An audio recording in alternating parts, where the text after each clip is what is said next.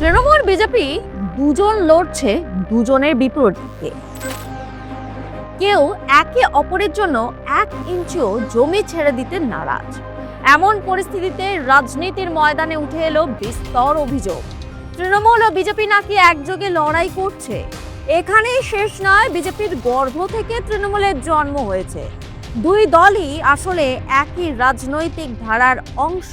এই বিস্তর অভিযোগ যিনি তুললেন তিনি রাজনীতির ময়দানে বিশাল একটা শক্তি না হলেও বিশাল ফ্যাক্টর, তা বলাই যায়।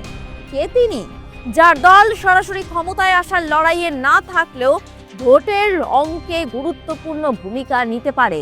বিশেষ করে সংখ্যালঘু ও গ্রামীণ ভোটে প্রভাব ফেলে তারা তৃণমূলের ভোট ব্যাংকে কিছুটা চাপ তৈরি করতে পারে।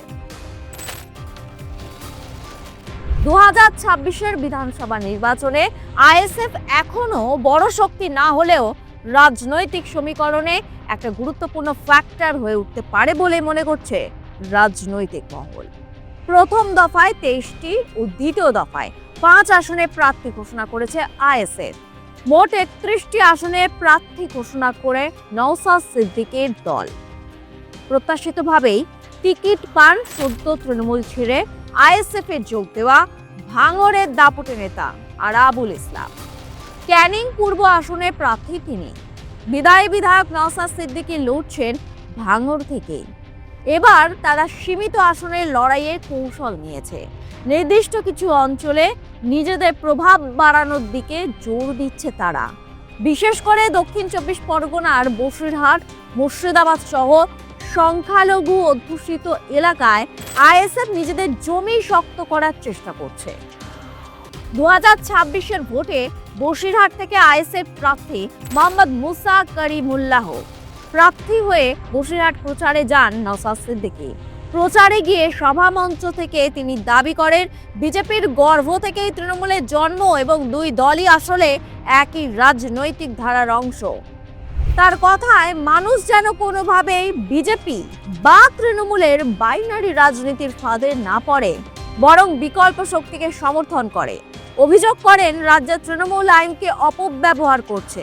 2021 থেকে 2026 এই সময়কালে সাধারণ মানুষের পাশে দাঁড়ায়নি।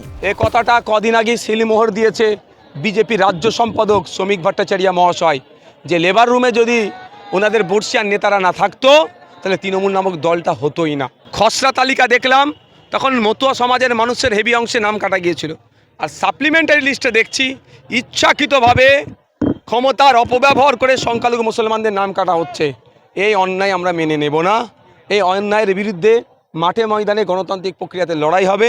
এই অন্যায়ের বিরুদ্ধে আইন আদালতও আইনি লড়াই চলবে। নির্বাচন কমিশনকে ইনশিওর করতে হবে। আমরা সুপ্রিম কোর্টে মামলা করেছি, কিন্তু পশ্চিমবাংলা সরকার এখনো পর্যন্ত সুপ্রিম কোর্টে মামলা করেনি। পশ্চিমবাংলা সরকার কি চাইছে? এই নির্বাচনকে সে বাইনারি পলিটিক্স করতে চাইছে। মুসা করিমুল্লাহ বসিরহাট উত্তরে প্রার্থী তিনি। তার হয়ে প্রচারে যান নওশাদ।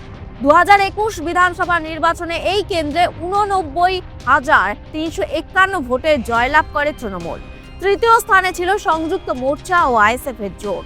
সেবারে প্রার্থী পিরজাদা বাইজিদ আমিন পেয়েছিলেন 47,000 ভোট। এবারে এই আসনে কি জয়ের মুখ দেখতে পারবে নওশাদ সিদ্দিকীর দল? বসিরহাট উত্তর কেন্দ্রে তৃণমূলের বিদায়ী বিধায়ক রফিকুল ইসলামের পরিবর্তে এবার লড়বেন তৌসিফ রহমান।